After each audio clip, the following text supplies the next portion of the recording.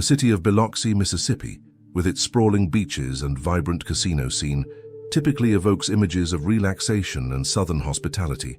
But on March 17, 2022, this coastal haven became the backdrop for a mystery that would unravel like threads from a carefully woven tapestry. Maxwell Thornton was, by all accounts, a pillar of the Biloxi community. At 54, he had built one of the most successful real estate development companies on the Gulf Coast. His signature developments dotted the shoreline: luxury condominiums, upscale shopping centers, and exclusive residential communities that had transformed the post-Katrina landscape. From modest beginnings as the son of a shipyard worker, Maxwell had climbed to the pinnacle of Mississippi's business elite, amassing a fortune estimated at over $30 million. The morning of March 17th began like any other at the Thornton estate. The sprawling antebellum-style mansion, set back from the coast on 5 acres of manicured grounds, was a testament to Maxwell's success and his love for Southern architectural traditions. The household staff arrived at 7 a.m. as usual. The housekeeper, Mrs. Fenton, the groundskeeper, and Maxwell's personal assistant, Rebecca Collins. It was Rebecca who made the discovery at approximately 8:23 a.m. According to police reports, she entered Maxwell's study to deliver his morning coffee and schedule, as was their routine for the past 6 years. The heavy mahogany door was slightly ajar, unusual for Maxwell, who valued his privacy. Inside, she found a scene that would haunt her for months to come. Maxwell Thornton lay on the Persian rug near his desk, face down, with a single gunshot wound to the back of his head. The room showed signs of a struggle: a broken crystal decanter, papers scattered across the floor, a chair overturned. Notably, his safe was open, though it would take investigators days to determine if anything had been taken. The security system, which monitored the 12-acre property with state-of-the-art technology, had been deactivated sometime between midnight and 2 a.m. Detective Camilla Reeves arrived at the scene within 20 minutes of the 911 call. A 15-year veteran of the Biloxi Police Department, Reeves had built a reputation for her methodical approach and relentless pursuit of evidence. The Thornton case would test these qualities like never before. Initial observations suggested this wasn't a simple robbery gone wrong, Detective Reeves noted in her preliminary report. The house contained numerous valuable items that remained untouched: artwork, electronics, Mrs. Thornton's jewelry collection. The perpetrator either knew exactly what they wanted or had another motive entirely. The medical examiner placed the time of death between midnight and 3 a.m. Maxwell's wife, Vanessa, had been visiting her sister in Mobile, Alabama, a fact confirmed by multiple witnesses. The security footage from the estate's extensive camera system had been professionally disabled, suggesting the perpetrator had intimate knowledge of the property and its defenses. News of Maxwell Thornton's murder sent shockwaves through Biloxi's business community. As police cordoned off the estate and forensic teams processed the scene, Detective Reeves faced the difficult task of notifying the victim's family. 200 miles away in New Orleans, Eliza Thornton was in the middle of a presentation at the architectural firm where she worked as a junior partner. At 26, she had deliberately distanced herself from her father's business empire, choosing instead to forge her own path in a field that still allowed her to honor her passion for creating beautiful spaces. The call from Detective Reeves collapsed her carefully constructed independence in an instant. "I remember dropping my phone," Eliza would later recall in her statement. "My colleague said I went completely white. I couldn't process what Detective Reeves was telling me. My father was invincible in my mind, powerful, connected, always in control. The idea that someone could just walk into our home and take his life seemed impossible." Within hours, Eliza was driving back to the family home she had left behind 4 years earlier. The journey gave her time to process the shock, but nothing could prepare her for the reality that awaited. By the time she arrived, the investigation was in full swing, transforming her childhood home into an active crime scene. Vanessa Thornton returned from Mobile immediately upon hearing the news. The relationship between Eliza and her stepmother had always been strained. Vanessa was only 15 years older than Eliza and had married Maxwell when Eliza was in her teens. Following the death of Eliza's mother from cancer, their grief now forced an uneasy alliance. As Detective Reeves conducted her initial interviews with family members, inconsistencies began to emerge. Maxwell, it seemed, had been acting strangely in the weeks before his death. His executive assistant noted unusual changes to his schedule, including cancelled meetings and unexplained absences. His business partner, Garrett Walsh, mentioned arguments over financial decisions that were uncharacteristic of their 20-year partnership. Maxwell was becoming secretive, Walsh told investigators. We'd built our business on transparency, but in the last 6 months, he'd been making decisions without consulting me. Significant financial movements that didn't align with our company's strategy. When I questioned him, he brushed me off, said it was personal business. The forensic examination of Maxwell's study revealed more questions than answers. The murder weapon was nowhere to be found. Though the room contained multiple fingerprints, most belonged to household members or regular visitors. The safe, which had been left open, contained business documents, but according to Vanessa, Maxwell's collection of rare coins was missing, along with an undetermined amount of cash. When investigators accessed Maxwell's financial records, the picture became even more complex. Despite his obvious wealth, his accounts showed unusual patterns of large withdrawals, sometimes as much as $50,000 in cash, occurring approximately once a month for the past several years. These withdrawals had no clear business purpose and were not reflected in either personal or company financial statements. Something wasn't adding up, Detective Reeves confided to her partner. Thornton was worth millions, but he was moving significant amounts of money through channels that seemed designed to avoid detection. The question was, where was it going and did it have anything to do with his murder? 5 days into the investigation, another troubling discovery came to light. Maxwell's cell phone records revealed a pattern of calls to an unidentified number with a Memphis area code. These calls occurred with remarkable regularity, always on the 15th of each month, always lasting between 10 and 15 minutes. The number was registered to a prepaid phone that couldn't be traced to a specific individual. For Eliza, each new revelation about her father's activities was a fresh wound. The man she had known or thought she had known was revealing himself to be far more complicated than she had ever imagined. As she sorted through his personal effects, a photograph slipped from between the pages of a book in his private library. It showed Maxwell standing on an unfamiliar porch, his arm around a woman Eliza had never seen before. The picture had been carefully hidden, and based on Maxwell's appearance, it wasn't more than a year or two old. When she brought the photograph to Detective Reeves, the investigation took its first significant turn. The woman was identified as Sophia Landry, a name that appeared nowhere in Maxwell's known contacts or social circles. More disturbing still, property records revealed that a house in the Memphis suburb of Germantown had been purchased 5 years earlier by a shell company that investigators now linked to Maxwell. As March turned to April, the case against Maxwell's business partner began to strengthen. Financial forensics revealed that Garrett Walsh had been embezzling from their company for years, small amounts at first, but growing bolder over time. If Maxwell had discovered this betrayal, it would have given Walsh a powerful motive for murder.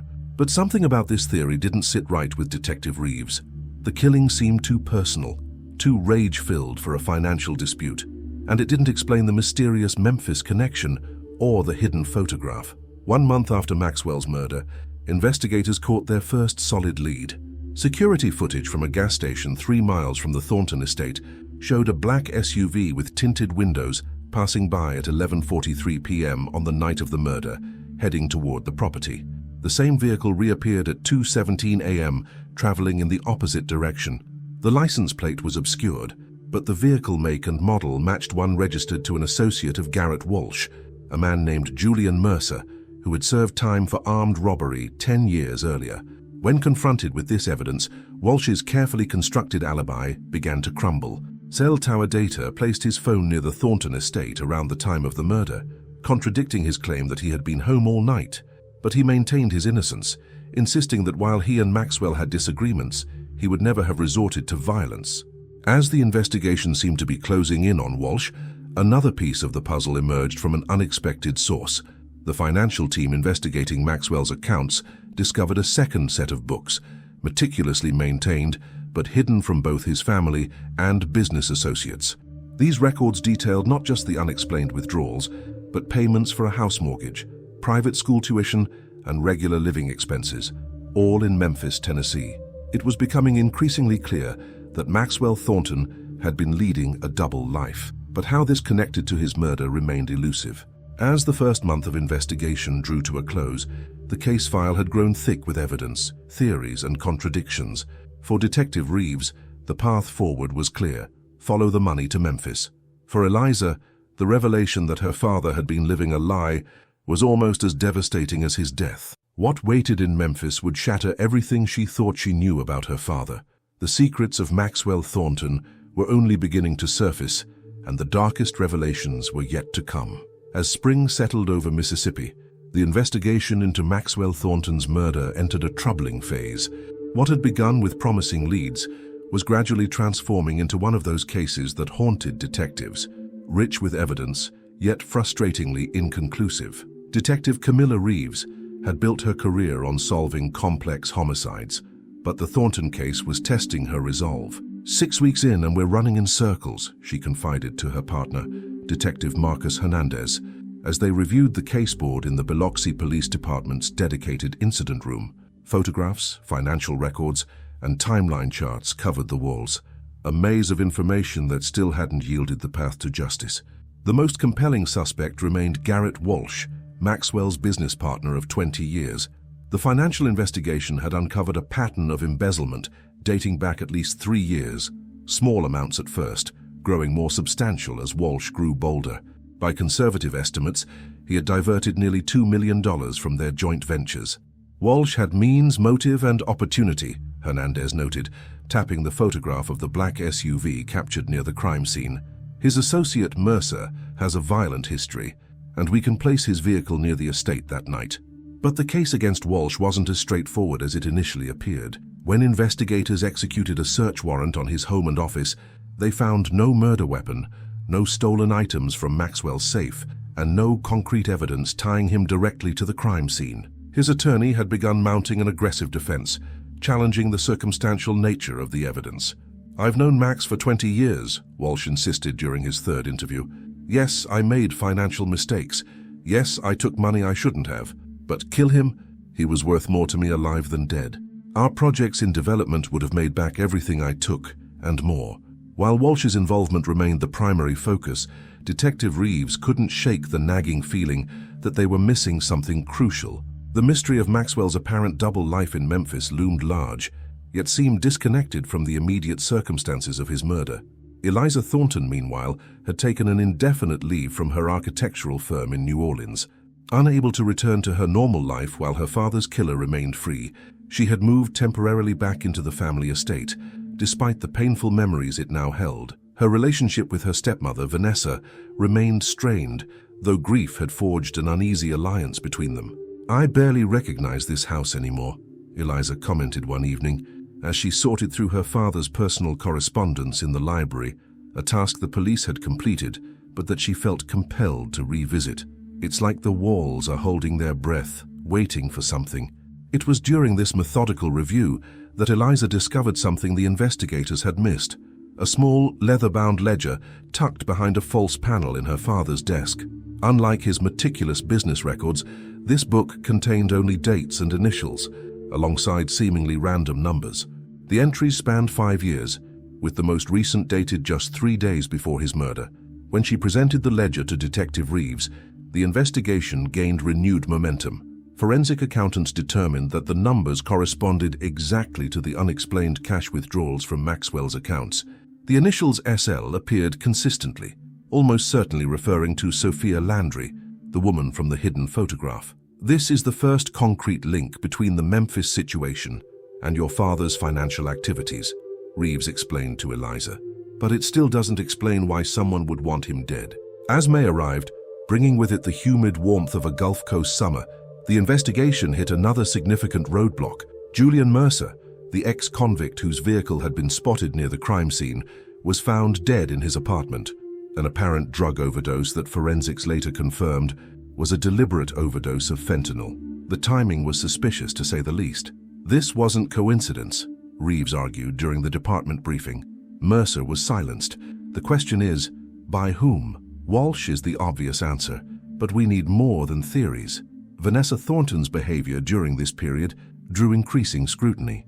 While her alibi for the night of the murder remained solid, investigators noted inconsistencies in her statements about her marriage. Initially, she had portrayed their relationship as stable and loving, but subsequent interviews revealed growing tensions in the months before Maxwell's death. "He became distant," she admitted during a follow-up interview. always on his phone taking calls in private, business trips that stretched longer than they should have. I suspected. Well, I thought he might be having an affair, but I never imagined anything like what you're suggesting. When pressed about the Memphis connection, Vanessa claimed complete ignorance. Cell phone records supported her assertion. There were no calls between her phone and any Memphis numbers. If Maxwell had been maintaining a second life, he had kept it carefully compartmentalized. The case against Walsh suffered another setback when his attorney produced evidence that challenged the timeline. Security footage from a restaurant in Gulfport showed Walsh dining with clients until nearly midnight on the night of the murder, making it difficult, though not impossible, for him to have been directly involved in a crime that occurred potentially hours later. By June, 6 months after Maxwell's murder, public interest in the case had begun to wane. The sensational headlines had been replaced by newer tragedies, and pressure from department leadership to resolve the case or reassign resources was mounting. "We're missing something fundamental," Reeves insisted during a case review. "This wasn't a simple murder for financial gain. It's too elaborate, too personal." For Eliza, the stalled investigation was unbearable. Each day without answers felt like another betrayal. Driven by a determination that surprised even herself, she began conducting her own informal investigation, reviewing her father's records, speaking with his associates, and piecing together the fragments of his hidden life. It was Eliza who discovered that her father had maintained a separate email account under an alias, Marcus Thompson, which he accessed exclusively from his private devices. When she managed to gain access through a password recovery linked to her father's personal phone, what she found confirmed her growing suspicions. Years of correspondence with Sophia Landry, discussing everyday matters, childcare arrangements, and household finances. The most shocking revelation came in the form of attached photographs, family pictures showing Maxwell, or Marcus as he was known to them, with Sophia and 2 children, a boy who appeared to be around 14 and a girl of about 10. Maxwell Thornton hadn't just been leading a double life, he had created an entire second family. When Eliza brought this evidence to Detective Reeves in late June, the investigation entered a new phase. The Memphis connection was no longer a side note, but potentially central to understanding Maxwell Thornton's murder. "This changes everything," Reeves acknowledged, reviewing the emails. "Your father was living as 2 different men. The question now is, who knew about this deception, and who had the most to lose if it came to light?" As July approached, the investigation that had seemed nearly cold suddenly blazed with new possibilities. For Eliza, the discovery brought not just renewed hope for justice, but a profound reckoning with the man she had called father, a man who, it seemed, she had never truly known at all. What remained unclear was whether the answers they sought would be found in Biloxi among Maxwell's business associates and apparent enemies, or in Memphis, where an unsuspecting family was still likely mourning the mysterious disappearance of the man they knew as Marcus Thompson. The truth, Detective Reeves suspected, lay somewhere in the tangled web between these 2 carefully separated worlds that had now violently collided. July arrived with oppressive heat that seemed to mirror the intensity of Eliza Thornton's newfound determination. Armed with the knowledge of her father's double life, she had transformed from grieving daughter to relentless investigator. Her architectural training had instilled in her a meticulous attention to detail, a skill she now applied to understanding the elaborate construct of lies her father had built. "Every structure has a foundation," Eliza told Detective Reeves during their weekly meeting at the Biloxi police headquarters. "If we want to understand how my father's 2 lives were connected, we need to follow the financial blueprint." With renewed focus, Detective Reeves secured warrants for a deeper investigation into Maxwell Thornton's finances. The department brought in Harrison Wells, a forensic accountant specializing in complex financial crimes, to map the intricate flow of money between Maxwell's official life in Biloxi and his shadow existence in Memphis. "Your father was remarkably organized," Wells explained as he walked Eliza and Detective Reeves through his findings. "Most people living double lives eventually make mistakes. Their finances become tangled, transactions overlap. But Maxwell created a nearly perfect system. The evidence showed that Maxwell had established a separate corporate entity 7 years earlier, Riverside Consulting LLC, registered in Delaware for privacy. This shell company received regular payments from Thornton Developments for consulting services that were never actually rendered. The money then flowed through a series of intermediary accounts before landing in a Memphis bank under the name Marcus Thompson. Approximately $30,000 was transferred each month, Wells continued, pointing to the transaction records displayed on his laptop. Enough to maintain an upper-middle-class lifestyle in Memphis, mortgage payments on a $750,000 home, private school tuition for 2 children, luxury vehicles, and regular household expenses. What remained unclear was how Maxwell had managed to maintain this deception for so long without raising suspicions. The answer emerged from his travel records. Regular business trips to Atlanta, Nashville, and other southeastern cities provided perfect cover for his Memphis visits. By scheduling legitimate meetings around his time with his second family, he created a seamless narrative that no one had reason to question. He was living on a precise schedule, Reeves observed. The 15th of every month, he'd fly to Nashville for business, then drive the 3 hours to Memphis. He'd spend exactly 3 days there before returning to Biloxi, claiming delayed meetings or travel complications. For Eliza, each new discovery was like a knife twisting in an already painful wound. The father she had idolized, the man who had taught her about integrity and honesty, had constructed an elaborate fiction that now seemed to define his entire existence. Did he ever truly belong to either family? She wondered aloud during a particularly difficult review session. Or was he always just passing through both lives, never fully present in either? In early August, the investigation yielded another critical piece of evidence. Among Maxwell's personal effects was a burner phone, carefully hidden in a hollowed-out book in his library. The device contained only one contact, a number that matched the mysterious Memphis calls. Text messages between Maxwell and this number revealed increasing tension in the months before his death. "We need to talk about the future," read one message from Maxwell dated 6 weeks before his murder. "Things are becoming complicated.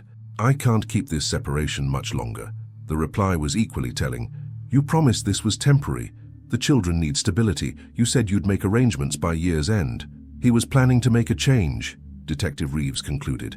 After maintaining this double life for years, something was pushing him toward a resolution. This revelation cast new light on the tensions in Maxwell's Biloxi life. His arguments with Garrett Walsh, the unexplained changes to his schedule, his withdrawal from normal social activities, all could be symptoms of a man preparing to dismantle the carefully constructed facade he'd maintained for years.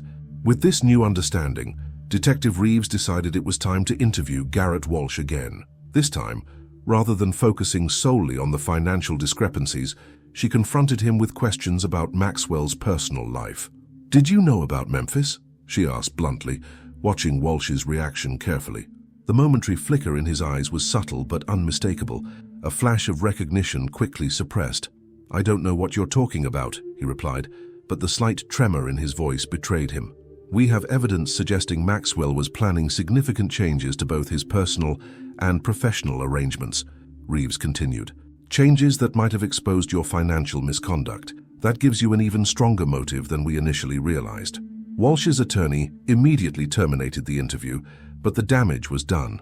Walsh's reaction had confirmed what Reeves suspected. He knew about Maxwell's double life, or at least parts of it. The question was, how long had he known, and what did he plan to do with that information? By mid-August, the investigation had reached a critical juncture. While the evidence against Walsh was strengthening, it remained circumstantial. The connection between Julian Mercer's suspicious death and Walsh seemed obvious but was difficult to prove. Without more concrete evidence, the district attorney remained reluctant to file charges. For Eliza, the frustration was becoming unbearable. "We know who did this," she insisted during a heated discussion with Detective Reeves. "Walsh discovered my father's secret, used it to blackmail him, and when that wasn't enough, he had him killed." "I believe you're right," Reeves admitted. "But believing and proving are different things. We need something definitive that connects Walsh directly to the murder." It was then that Eliza made a decision that would change the course of the investigation. "If we can't find what we need here in Biloxi," she announced, "then perhaps the answers are in Memphis. I need to go there, to see this other life for myself, to talk to these people who thought they knew my father." Detective Reeves initially resisted the idea, concerned about the potential complications of Eliza inserting herself into an active investigation. But she also recognized that traditional methods had reached their limits. Sometimes justice required unorthodox approaches. "If you go to Memphis," she cautioned, "you go as a private citizen. I can't authorize this as part of our official investigation." But she hesitated, then continued with careful deliberation. I would be very interested in any information you might happen to discover." With this tacit approval, Eliza began planning her journey to Memphis. She would not go as Eliza Thornton, daughter of the murdered Maxwell Thornton, but as a colleague researching his work, someone who could approach Sophia Landry without immediately revealing the devastating truth. As she packed a small suitcase and prepared for the 5-hour drive, Eliza reflected on the strange irony of her situation. She was about to engage in the very same kind of deception that had defined her father's life. The realization was uncomfortable, but necessary. To understand the truth of who Maxwell Thornton was, she would need to step into the shadowy world he had created. What waited in Memphis would change everything, not just for the murder investigation, but for Eliza's understanding of family, identity, and the complicated nature of truth. The carefully separated lives that Maxwell had maintained were about to collide in ways he could never have anticipated, setting in motion revelations that would finally bring his killer to justice. The drive from Biloxi to Memphis took Eliza through the heart of Mississippi, a journey that gave her ample time to prepare for the confrontation that awaited her. Interstate 55 stretched before her like a ribbon of uncertainty, each mile bringing her closer to the strangers who shared her blood but not her history. As the Mississippi landscape gave way to the Tennessee border, Eliza rehearsed her cover story, steeling herself for what would surely be the most difficult performance of her life. Memphis greeted her with a skyline both familiar and foreign, a city her father had known intimately, but that remained a mystery to her. Using the address from Maxwell's hidden records, Eliza navigated to Germantown, an affluent suburb with tree-lined streets and spacious homes that spoke of comfortable prosperity rather than the opulent wealth of her father's Biloxi estate. Parkview Lane was exactly as she had imagined from the photographs, a peaceful residential street where children rode bicycles and neighbors exchanged pleasantries over immaculately maintained lawns. Number 4728, the house purchased through Riverside Consulting LLC, was a handsome colonial with white columns and a wraparound porch. It was, Eliza noted with a pang of recognition, remarkably similar to the home where she had grown up before her father built the Biloxi mansion. Parked across the street in her rental car, Eliza watched the house for nearly an hour, gathering her courage. At 3:15 p.m., a school bus stopped at the corner, and a young girl disembarked. Dark hair pulled into a neat ponytail, a purple backpack slung over her shoulder. Mia Thompson, age 10, the daughter Maxwell Thornton had never mentioned. The physical resemblance was unmistakable, the same distinctive Thornton eyes, the same determined set of the jaw. Eliza's carefully constructed resolve nearly collapsed at the sight. This child, oblivious to the scrutiny, walked up the driveway with the carefree bounce of someone whose world was still intact, still comprehensible. For a moment, Eliza considered driving away, leaving this family to their ignorance, preserving the fiction her father had created. But the truth had a momentum of its own now. At 5:30 p.m., after watching an older boy, presumably Aiden, arrive home followed by a woman who could only be Sophia Landry, Eliza finally approached the house. Her heart hammered against her ribs as she rang the doorbell, clutching a portfolio containing architectural drawings, props for her cover story as a colleague of Marcus Thompson's. The woman who answered the door was in her early 40s, with warm brown eyes and an expression of cautious curiosity. Up close, Sophia Landry was even more striking than in the photographs, confident, composed, with an air of quiet dignity that immediately commanded respect. "Can I help you?" she asked, one hand resting protectively on the doorframe. "My name is Elizabeth Carter," Eliza replied, using the alias she had prepared. "I worked with Marcus on the Nashville riverfront development. I was hoping to speak with him about some of the design elements we discussed." The change in Sophia's expression was subtle, but profound, a flicker of pain quickly masked by practiced composure. "I'm afraid Marcus isn't available," she said carefully. "He's been away on business for some time now." "I see," Eliza responded, noting the wedding band on Sophia's finger, a modest gold ring that suggested a relationship more official than the evidence had indicated. "Do you know when he might return? The project deadlines are approaching and his input would be valuable." A look of confusion crossed Sophia's face. "That's strange. Marcus mentioned that the Nashville project was completed months ago." Her eyes narrowed slightly, reassessing her visitor. "How did you say you knew my husband?" The word husband hit Eliza like a physical blow.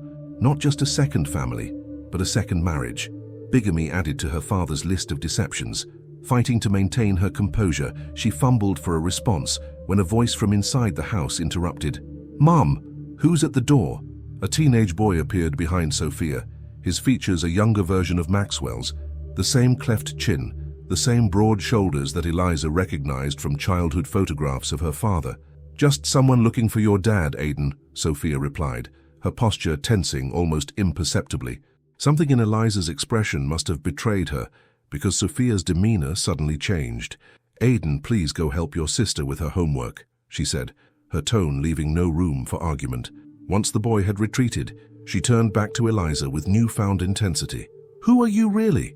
The carefully constructed fiction collapsed under the weight of that direct question. Standing before this woman who had also loved and been deceived by Maxwell Thornton, Eliza found she could not maintain the lie. "My name is Eliza Thornton," she admitted, her voice barely above a whisper. "Maxwell Thornton was my father." The color drained from Sophia's face. For a moment, Eliza thought she might collapse, but instead, she stepped onto the porch, pulling the door closed behind her. "The children," she explained simply, wrapping her arms around herself as though suddenly cold, despite the warm April air. "You know then," Sophia said after a long silence. "About Marcus, about Maxwell, about all of it." Eliza nodded, unable to find words adequate for this impossible moment. "He disappeared 2 years ago," Sophia continued, her voice hollow. 3 days that he was supposed to be here, and he never arrived. No calls, no messages. He simply vanished. I filed a missing persons report, but the police found nothing. It was as if Marcus Thompson had never existed. "He was murdered," Eliza said softly, the cruel words hanging in the space between them. "In Biloxi, in March 2022. We've been investigating ever since." Sophia's hand flew to her mouth, a small sound of distress escaping despite her obvious effort to remain composed. "Murdered," she repeated, the words seeming to physically pain her. "All this time, I thought. I convinced myself he had another life somewhere, another family maybe. The irony is almost unbearable." "I think we need to talk," Eliza said gently, gesturing toward her car. "There's a coffee shop I passed a few blocks away. The children shouldn't hear this conversation." 20 minutes later, seated in a quiet corner of a local cafe, 2 women from separate worlds began the painful process of reconciling their fragmented realities. Sophia listened in stunned silence as Eliza outlined the investigation, the evidence of Maxwell's dual existence, and the growing case against Garrett Walsh. 15 years, Sophia said when Eliza finally finished. "That's how long Marcus, Maxwell, has been in our lives. I met him when Aiden was just a baby. My first husband had abandoned us, and Maxwell appeared like some kind of guardian angel, kind, stable, financially secure. He said he was a widowed architectural consultant who traveled for work, the perfect explanation for his limited availability." She twisted her wedding band absently. "We were married in a small ceremony in Nashville 12 years ago. Not legally, I suppose, given what you've told me. The children adore him. Aiden has no memories of his biological father. For Mia, Marcus is the only father she's ever known. For Eliza, each new detail was a fresh wound, but also a piece of a puzzle that was finally taking shape." "Did you ever suspect," she asked, "that he wasn't who he claimed to be?" Sophia's laugh held no humor. "Of course I did. What woman wouldn't?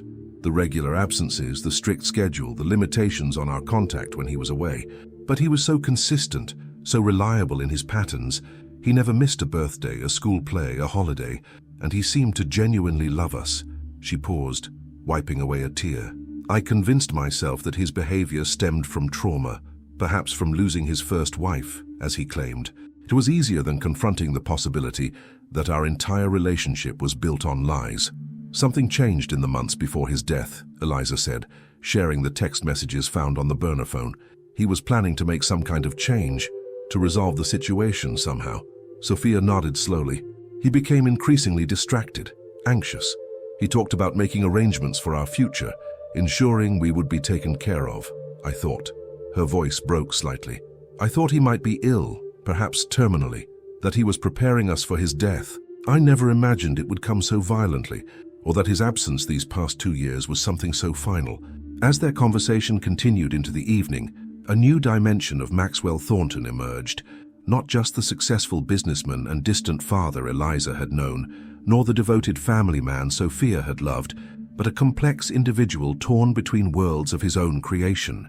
a man capable of compartmentalizing his life so completely that neither woman had fully known him. "What happens now?" Sophia asked, as they prepared to part, the weight of shared grief and betrayal having forged an unexpected connection between them. "Now," Eliza replied with newfound resolve, "we find justice for the man we both loved.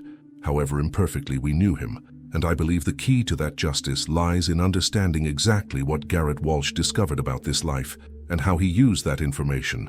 As Eliza drove back to her hotel, the Memphis skyline glittering against the night sky, she realized that her father's double life had created an unlikely alliance, two families united by loss and deception, now working together to uncover the truth that Maxwell had tried so desperately to keep hidden. The secrets of Biloxi and Memphis had begun to merge, revealing a path toward resolution that neither woman could have navigated alone. The next day would bring new revelations, as Eliza and Sophia began the delicate process of combining their knowledge, tracing the final months of Maxwell's life from both perspectives. The answers they sought were hidden in the spaces between his two existences, in the moments when the carefully constructed walls had begun to crumble, threatening to expose the elaborate fiction he had maintained for so long. The morning after her meeting with Sophia, Eliza woke in her Memphis hotel room with renewed purpose. The shock of discovering her father's second family had given way to a strange clarity, a detective's mindset that allowed her to process information without being overwhelmed by its emotional weight. Sitting cross-legged on the hotel bed, surrounded by documents, photographs, and notes, she began constructing a detailed timeline of her father's final months. Her phone rang at precisely 8:00 a.m., Detective Reeves checking in from Biloxi. "I've met them," Eliza said without preamble. "Sophia and the children. It's all true. The second family, the double life, even a second marriage ceremony, though obviously not a legal one." "How are you holding up?" Reeves asked, concern evident in her voice.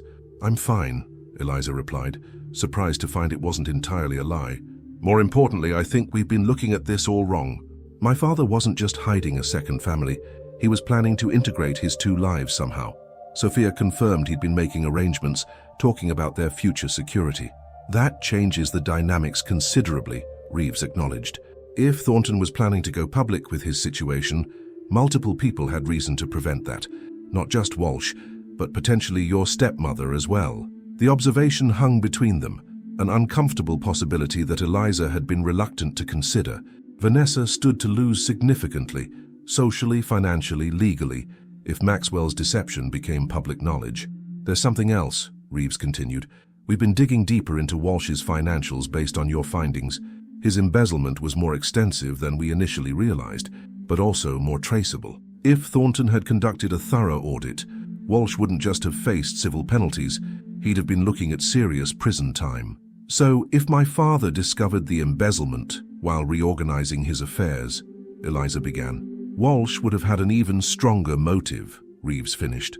"We need to find the connection between Walsh and Memphis, something concrete that proves he knew about the second family and used that knowledge."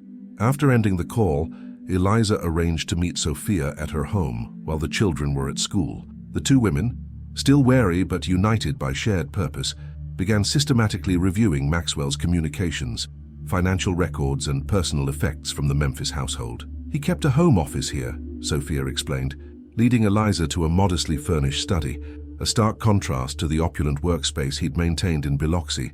This was his sanctuary. The children knew not to disturb him when he was working. The office yielded immediate insights. In a locked file cabinet, they discovered a folder containing life insurance policies for Sophia and both children, all purchased within the last year of Maxwell's life. More telling was a draft of a revised will, unsigned but clearly prepared with legal guidance, acknowledging his family in Memphis and providing substantial financial provisions for them. "He was preparing to reveal the truth," Sophia said softly, scanning the document. "After all these years of secrecy." Among Maxwell's papers was a small leather-bound notebook, similar to the one Eliza had found in Biloxi. This version contained more detailed entries, not just dates and financial notations, but occasional comments about business matters, family events, and increasingly, concerns about security. An entry from January 2022, just 2 months before his murder, caught Eliza's attention. "Walsh suspicious. Questions about Memphis property. Need to accelerate timeline. "This is it," she breathed, showing the entry to Sophia. The first concrete evidence that Walsh knew about this life. Further investigation of Maxwell's Memphis computer revealed more damning evidence. In a password-protected folder, they found emails from an anonymous account containing photographs of Maxwell with Sophia and the children, along with property records for the Germantown house. The subject line was explicit: "50K or these go public." "He was being blackmailed," Sophia whispered, her face pale with shock. "The dates align perfectly with the increased cash withdrawals," Eliza noted, cross-referencing the emails with her financial timeline. "But something doesn't make sense. These emails start 6 months before his death, but the payments had been occurring regularly for years. Maybe the blackmailer only recently discovered his secret," Sophia suggested.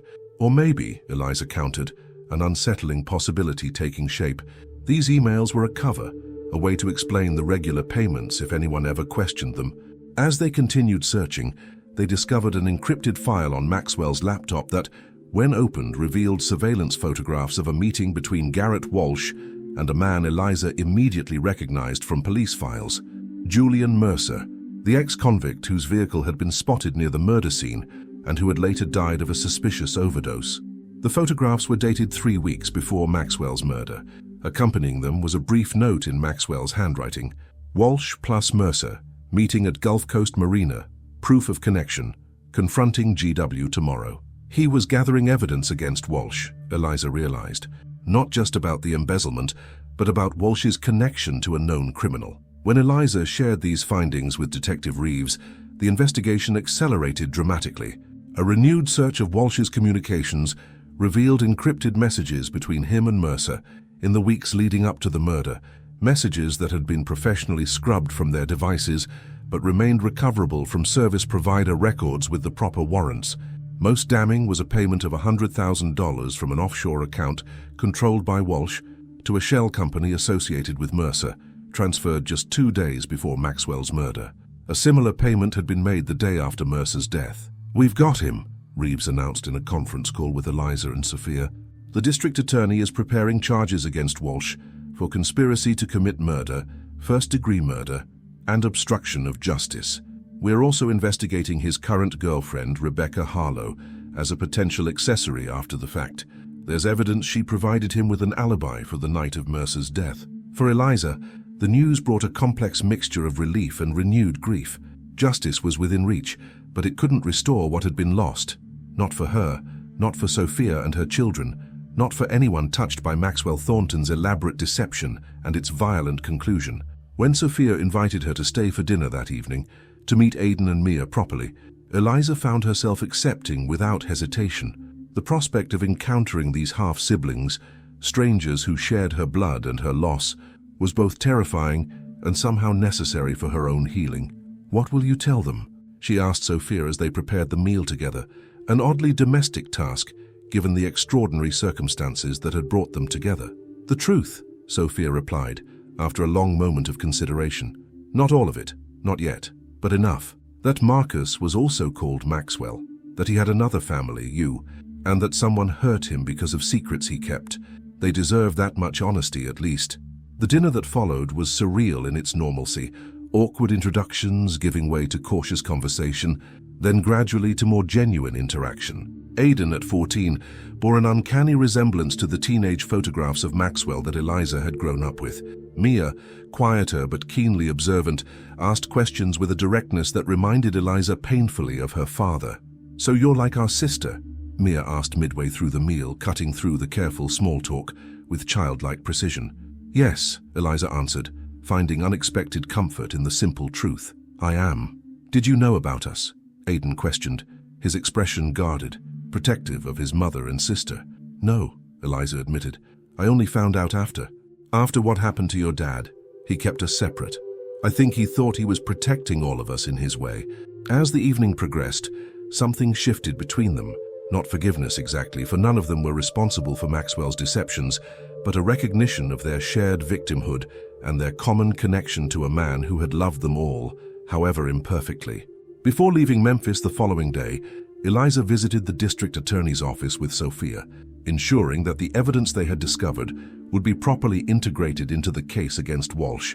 The prosecutor, a veteran attorney named Howard Michaels, listened intently to their account of Maxwell's double life and the documentation they had uncovered. "This is compelling evidence," he acknowledged, reviewing the files. "Combined with what Detective Reeves has assembled in Biloxi, we have a strong case for premeditated murder." Walsh discovered Thornton's secret, used it to blackmail him initially, and when Thornton began gathering evidence of Walsh's embezzlement and criminal connections, Walsh arranged to have him killed. As Eliza prepared to return to Biloxi, she and Sophia stood awkwardly on the porch of the Germantown house, their brief alliance having created a connection neither had anticipated. "What happens now?" Sophia asked, unconsciously echoing her question from their first meeting. "After the trial, after justice is served, what becomes of us? Of this strange family Maxwell created and then left behind?" Eliza had been asking herself the same question throughout her stay in Memphis. Looking at the house where her father had built his second life, a life that in many ways seemed warmer, more intimate than the one he had shared with her in Biloxi, she found herself unable to simply walk away. "I don't know," she answered honestly. "But I think we're family now, however unconventionally. And family doesn't disappear just because things get complicated." As she drove away from Germantown, watching the house recede in her rearview mirror, Eliza realized that the investigation had become about more than finding her father's killer. It had become a journey toward understanding the complex, flawed man who had shaped her life, a man capable of profound deception, but also profound love, whose compartmentalized existence had finally, fatally collided. The answers she sought lay not just in the evidence against Garrett Walsh, but in reconciling the two versions of Maxwell Thornton that now existed in her mind, the father she had known and the father she was only beginning to discover. That reconciliation would take time, perhaps a lifetime, but the path forward had become clearer with each revelation. Justice for Maxwell Thornton would soon be served in a courtroom, but understanding him, truly knowing the man behind the murder, would be a much longer process, one that Eliza now realized she wouldn't have to undertake alone. The Biloxi County Courthouse stood as a monument to Southern judicial tradition. White columns supporting a facade of dignified authority, oak trees casting dappled shadows across manicured lawns. On the morning of October 15, 2024, more than 2 years after Maxwell Thornton's murder, the building became the stage for the final act in a drama that had upended multiple lives across 2 states. Eliza arrived early, navigating through the crowd of journalists and curious onlookers who had gathered for the high-profile trial. The case had captured public attention, not just for its elements of wealth, betrayal, and murder, but for the extraordinary revelation of Maxwell Thornton's double life. Local newspapers had dubbed it "The Two Lives of Maxwell Thornton," a sensationalized narrative that reduced the complex truth to tabloid fodder. Inside the courtroom, Eliza found Detective Reeves reviewing notes with the prosecution team. Their relationship had evolved from professional cooperation to something approaching friendship over the course of the investigation. Reeves had been a constant presence, the steady hand guiding the case through its many complications. "Are you ready for this?" Reeves asked, noting the tension in Eliza's posture. "As ready as I'll ever be," she replied, scanning the room. "Is Sophia here yet?" "She's in a private waiting area with the children. The prosecutor thought it best to keep them away from the media until they're called to testify." The decision to include Aiden as a witness had been controversial. At 15, he was legally able to testify, but the emotional impact of publicly acknowledging his father's deception was considerable. Yet it was Aiden himself who had insisted on participating, determined to contribute to the pursuit of justice for the father he had known as Marcus Thompson. As the courtroom filled, Eliza noticed Vanessa entering with her attorney. The two women had maintained a strained civility throughout the investigation and pre-trial proceedings. Vanessa's initial shock at discovering her husband's second family had given way to a cold anger that seemed directed not at Sophia or her children, but at Maxwell himself, a man who had betrayed them all. "The state of Mississippi versus Garrett Walsh," the bailiff announced as the judge entered, the Honorable Judge Eleanor Montgomery presiding. Walsh sat at the defense table, flanked by expensive attorneys. 2 years of legal maneuvering had taken a visible toll, his once commanding presence diminished by stress and confinement since his arrest. He avoided eye contact with Eliza, staring straight ahead as the proceedings began. District Attorney Howard Michaels outlined the prosecution's case in his opening statement, a methodical account of embezzlement discovered, blackmail attempted, and murder arranged when other options failed. This case, Michaels told the jury, is about a successful business partnership destroyed by greed, a friendship betrayed by deception, and ultimately, a life taken out of desperation. The evidence will show that when Maxwell Thornton began discovering the extent of the defendant's financial crimes, Garrett Walsh made a calculated decision to silence him permanently. The defense offered a predictably different narrative, portraying Walsh as a victim of circumstance, a businessman who had made financial missteps but never contemplated violence. They emphasized the lack of physical evidence directly linking Walsh to the murder scene, suggesting that Julian Mercer had acted independently, perhaps at the behest of some other unknown party with motives yet to be discovered. Over the following 2 weeks, the prosecution methodically constructed its case. Forensic accountants detailed Walsh's elaborate embezzlement scheme. Digital forensics experts presented the recovered communications between Walsh and Mercer. The medical examiner described the precise nature of the fatal gunshot wound that had ended Maxwell Thornton's life. When Detective Reeves took the stand, she presented the comprehensive timeline that connected all elements of the case, from Walsh's discovery of Maxwell's Memphis family to the financial transactions that had funded the murder for hire. The defendant first learned of Mr. Thornton's second family approximately 8 months before the murder, Reeves testified. Financial records show he began blackmailing Mr. Thornton, demanding payments to maintain silence about the Memphis household. And what changed, Michaels asked, that escalated the situation from blackmail to murder? Mr. Thornton began his own investigation into Mr. Walsh's financial activities, Reeves explained. He discovered embezzlement far more extensive than previously recognized. According to evidence found in both his Biloxi and Memphis residences, Mr. Thornton was preparing to confront Walsh and likely pursue legal action. This presented an existential threat to Walsh, not just financially, but potentially resulting in significant prison time. On the trial's 6th day, Eliza took the stand as a witness for the prosecution. Under Michael's careful questioning, she recounted her investigation, the discovery of her father's secret life, and the evidence that had ultimately connected Walsh to the crime. When you found your father's hidden ledger, Michaels asked, what did it reveal about his state of mind in the weeks before his death? He knew he was in danger, Eliza replied, her voice steady despite the emotion behind her words. He was documenting the threats, gathering evidence against Walsh. The entries became increasingly concerned with security, with protecting both of his families. During cross-examination, Walsh's attorney attempted to undermine her testimony by suggesting emotional bias, a grieving daughter searching for someone to blame. Eliza remained composed, referring consistently to the documented evidence rather than personal interpretation. Isn't it possible, the defense attorney asked, that your father's anxiety stemmed not from threats by my client, but from fear that his deception was about to be exposed? The evidence doesn't support that interpretation, Eliza countered. His notes specifically mention Walsh by name, connect him to Mercer, and document the blackmail payments. These aren't ambiguous references. When Sophia testified the following day, the courtroom fell silent. Here was the other woman, the unintentional other woman, whose existence had remained hidden for 15 years. With quiet dignity, she described her relationship with the man she had known as Marcus Thompson, the life they had built together, and her gradual realization that he had been preparing to reconcile his two separate worlds. He spoke of making arrangements, ensuring our security, she explained. At the time, I thought he might be ill. Now I understand he was planning to acknowledge us publicly, to somehow integrate the two halves of his life. Aiden's testimony was brief but powerful. The teenager described his father's final visit, normal in most respects but marked by an unusual intensity, as though Marcus Maxwell had known their time together was limited. He took me fishing that weekend, Aiden recalled, his voice breaking slightly. He never really liked fishing much, but he said it was important for us to have time together, just the two of us. He talked about the future, about being there for my college graduation. Even though that was years away, it felt like a promise he was determined to keep. The most damning testimony came from an unexpected source.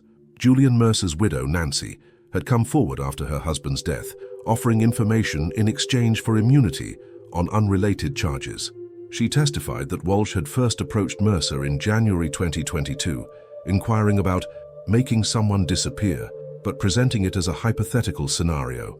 Julian told me about it because it spooked him, she testified. He'd been straight since getting out of prison, working construction, But this rich guy kept calling, offering more money each time. Eventually, Julian agreed to meet him. After that meeting, he came home with an envelope of cash and wouldn't tell me what he'd agreed to do. The defense team fought vigorously, challenging evidence, questioning witnesses, and attempting to construct alternative theories.